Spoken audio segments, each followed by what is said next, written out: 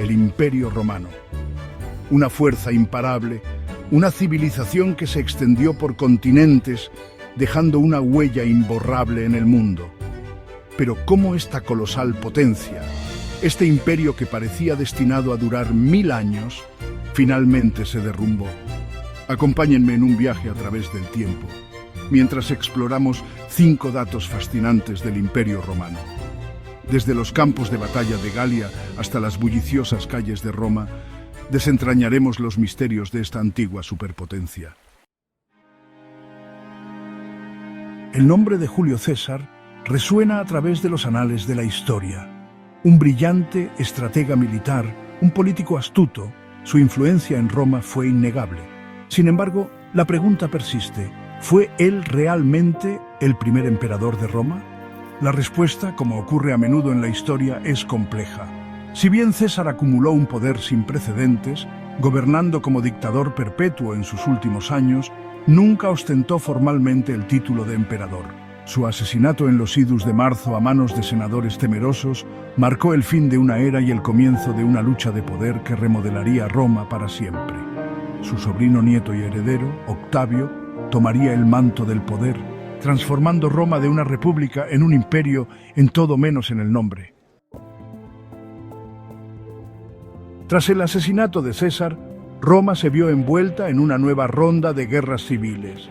De este caldero de conflicto surgió un nuevo líder, Cayo Octavio Turino, más conocido por su título, César Augusto. Augusto, un maestro de la política y la estrategia, consolidó su poder, derrotando a sus rivales y asegurando su control sobre Roma. Cultivó cuidadosamente la imagen de un líder sabio y justo, restaurando la paz y la prosperidad después de décadas de guerra civil. El Senado, reconociendo su poder y astucia, le otorgó el título de Augusto, que significa venerable o grandioso. Su reinado marcó el comienzo de la Pax Romana, una era de paz y prosperidad sin precedentes que duraría más de 2 siglos. Capítulo 3. A medida que el Imperio Romano crecía en tamaño y complejidad, también lo hacían los desafíos de gobernarlo.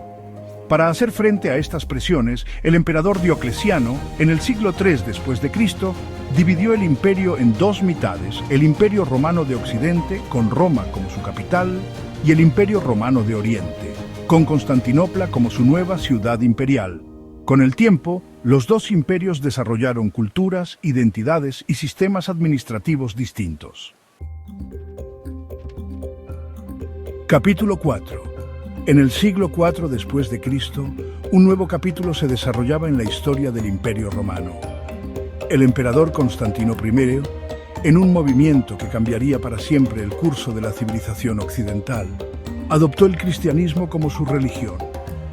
Tras su victoria, Constantino emitió el Edicto de Milán en el año 313 después de Cristo, que otorgaba tolerancia religiosa a los cristianos dentro del imperio. Este edicto puso fin a siglos de persecución a los cristianos y allanó el camino para que el cristianismo se convirtiera en la religión dominante del Imperio Romano. La conversión de Constantino tuvo un impacto profundo en el Imperio Romano y en el desarrollo de la civilización occidental. Capítulo 5. La caída del Imperio Romano, un proceso gradual que abarcó siglos, sigue siendo objeto de debate entre historiadores. Las invasiones bárbaras, provenientes de las fronteras del imperio, ejercieron una presión implacable sobre las defensas romanas. La inestabilidad política interna, marcada por la corrupción, las luchas de poder y una sucesión de emperadores débiles, debilitó aún más al imperio. El ejército, antaño la columna vertebral del poder romano, se volvió cada vez más dependiente de soldados extranjeros, lo que erosionó la lealtad y la disciplina. La crisis económica, exacerbada por la inflación, los altos impuestos y la disminución del comercio, socavó los cimientos del imperio. Estos factores, junto con otros como la decadencia moral, la plaga y la incapacidad de adaptarse a las circunstancias cambiantes, contribuyeron a la caída del Imperio Romano de Occidente en el año 476 después de Cristo.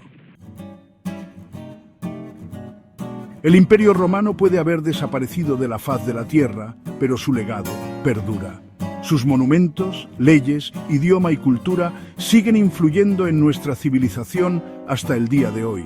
Desde las ruinas del Coliseo hasta los principios del derecho romano, la presencia de Roma se puede sentir en todos los rincones del mundo occidental.